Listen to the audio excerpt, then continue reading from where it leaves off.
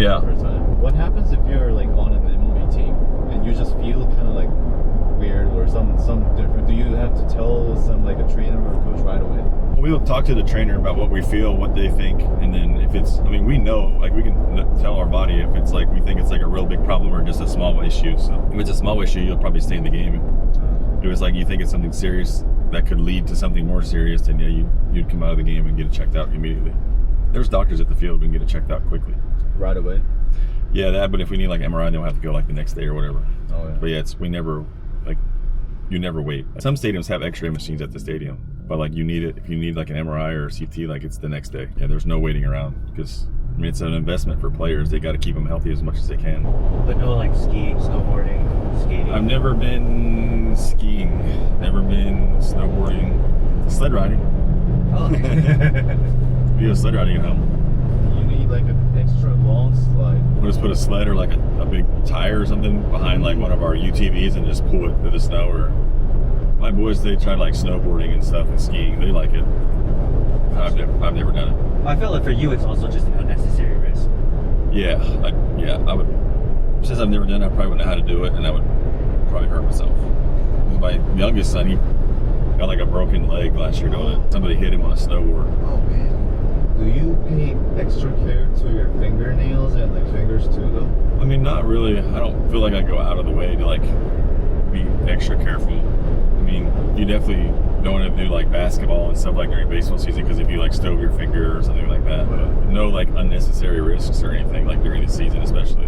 With some guys, I think like if you sign like those guys that sign like the big contracts and stuff, like if you get hurt like going basketball or something, you shouldn't be doing some of that might be in the contract where it could void your contract and stuff. So it's like, yeah, I would have written that down in the contract if I were a team. it's like riding a motorcycle or doing like unnecessary things like.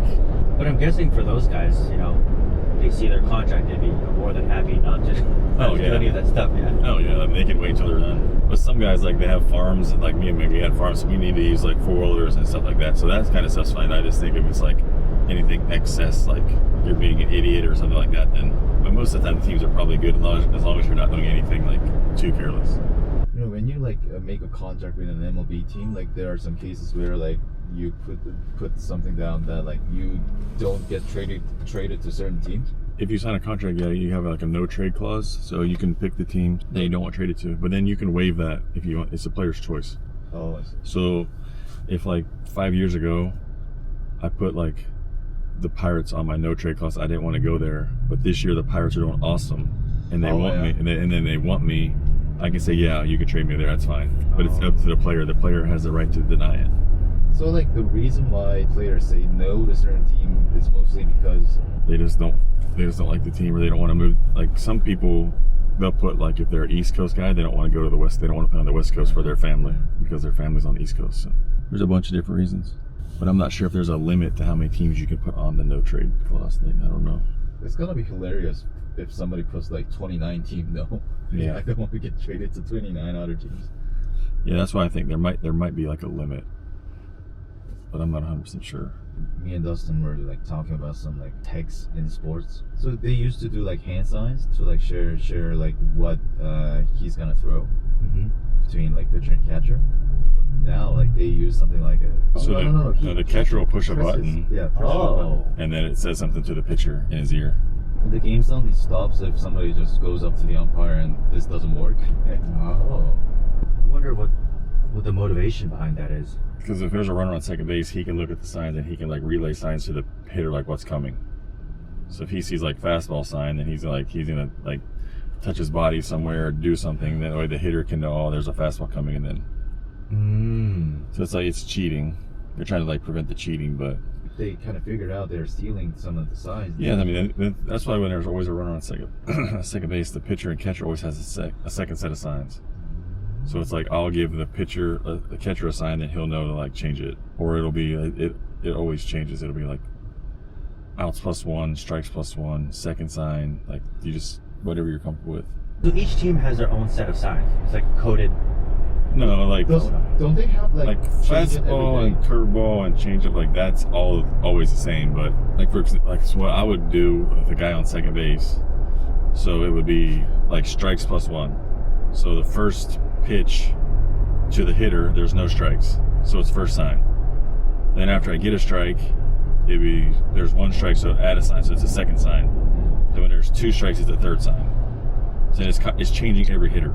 It's changing every pitch almost. That way they really can't do it. Yeah. So the signs are standardized, but which one I do? Meant? Yeah. Okay.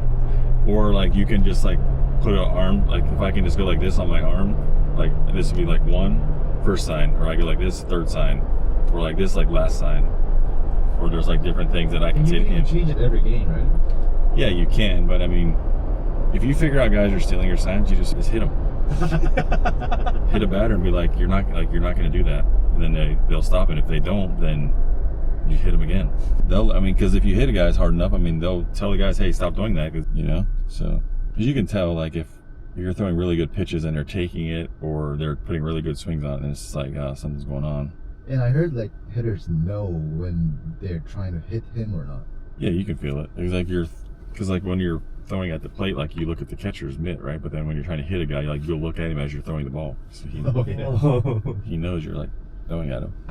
Do they really feel really sorry when the ball just like slips away and hits the batter? When it's an accident, yeah. You don't feel good about it, but you're not going to be like saying sorry about heartbroken about it, because it's part of the game. That's why we practice a lot, so that doesn't happen often. But these days guys are throwing harder, and not some of their mechanics aren't as good and stuff like that. So but like a long time ago, command was first, and then throwing hard was second. But I feel like now it's just like kids are just want to throw hard and not really worry about throwing strikes.